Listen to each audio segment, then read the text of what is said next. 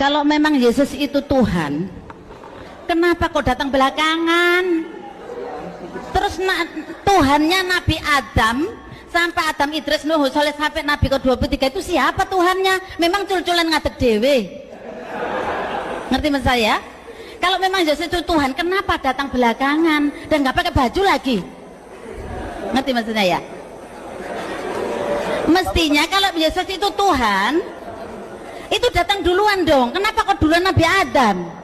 Iya. Terus Yesus dianggap Tuhan alasannya karena nggak punya bapak. Nabi Adam lebih berhak nggak punya bapak dan ibu dong. Iya Bu. Iya. Oke, selamat pagi teman-teman. Saya ingin membuat video tanggapan ya dari video yang barusan kita simak, yaitu tentang video ibu-ibu yang menanyakan kenapa kok Tuhan itu datangnya belakangan, Tuhan nggak pakai baju. Dan yang pantas jadi Tuhan itu Nabi Adam, begitu. Entah apapun itu, saya hanya mohon ya, ini video-video seperti itu sudah tidak layak lagi disebarkan, diedarkan. Jadi saya mungkin secara pribadi sebagai umat Katolik itu sedih melihat video itu. Lalu saya share, tujuannya ingin menanyakan kenapa kok pakai di-share. Tujuannya apa? Kalau tujuannya hanya untuk menyakiti, untuk apa?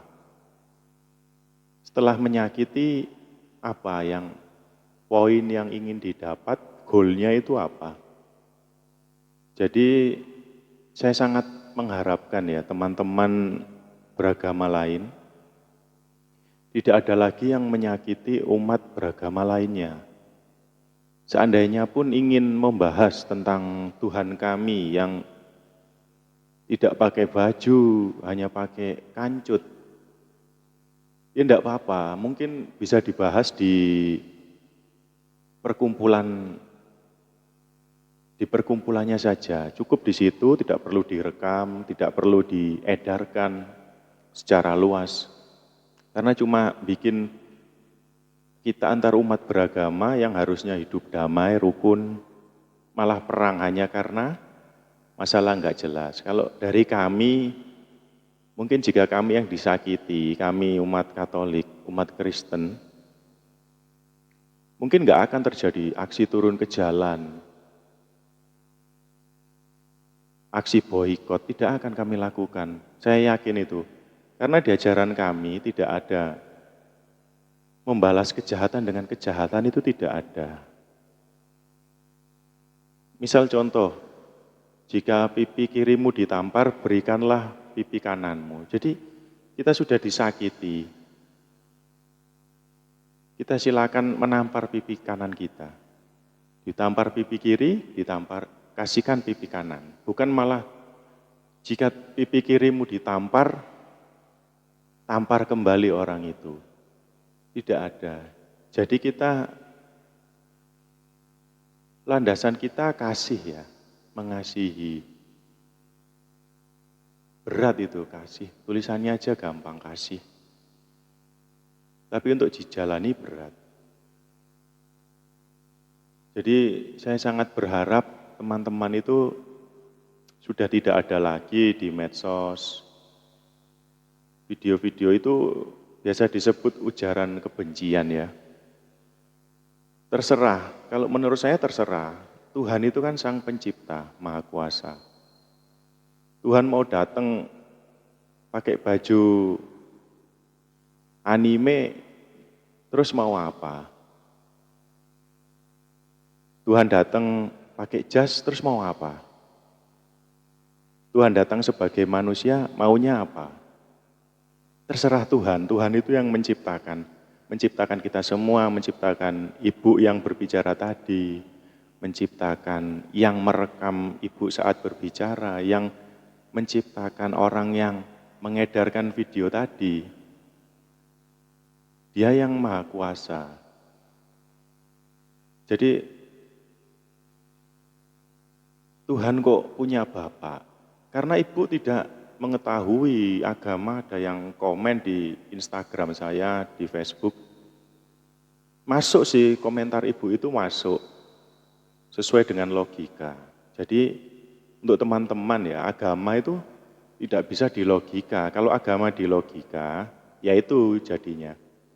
Contoh hal, di keyakinan saya, Katolik ya, itu kenapa kok Tuhan Yesus menyebut berdoa kepada Bapaknya?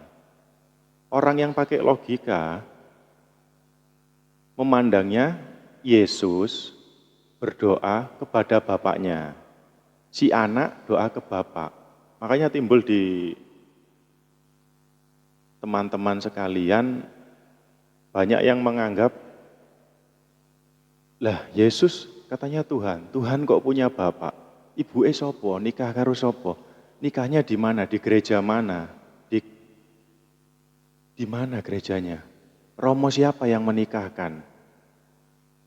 Agamanya apa Bapak?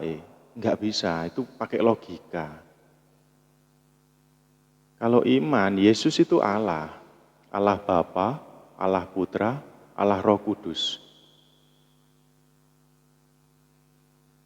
Itu yang disebut Tritunggal ya, Tritunggal. Mungkin bukan ranah saya menjelaskan karena mungkin pengetahuan saya enggak seberapa tentang agama saya. Tapi saya berusaha menjelaskan apa yang saya tangkap selama ini. Jadi saya rasa cukup ya, tidak ada lagi video-video tersebut beredar dan tujuan saya mengedarkan video itu supaya banyak teman-teman yang sadar apa yang dilakukan ibu itu, orang yang merekam, yang mengedarkan itu salah, tidak baik. Itu hanya menimbulkan perpecahan. Apa yang terjadi jika itu dibalik? Kami di gereja membahas sebuah topik yaitu agama lain atau anggap saja agama Muslim. Kami yang kaum minoritas ini di gereja kami membahas topik tentang agama Islam. Lalu isinya menjelek-jelekkan agama Islam yang menyakiti hati saudara-saudara agama Islam. Saya yakin dengan sangat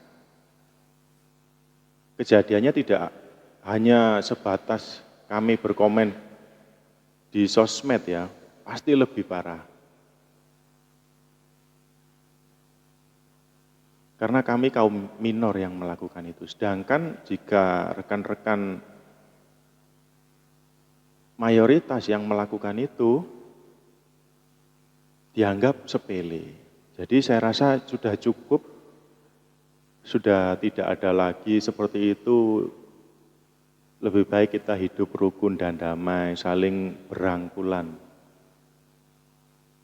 Tidak ada lagi teman-teman oknum-oknum yang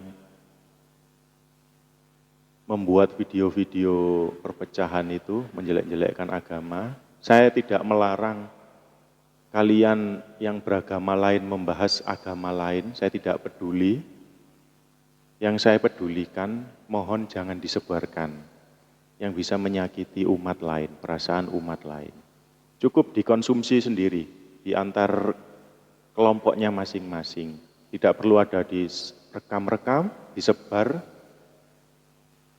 Jadi saya mohon dengan sangat, tidak ada lagi video-video yang tidak bermutu itu, yang membahas tentang Tuhan. Jadi bukan kapasitas kita ya, kita itu, kalau di kami itu, saya manusia ini hanya sebutir debu, itu pun di alas kakinya Tuhan. Kita itu hanya sebutir debu, bukan apa-apa. Kita enggak pantas ngoreksi Sang Pencipta. Terserah, biarkan Sang Pencipta itu mau jadi apa aja terserah.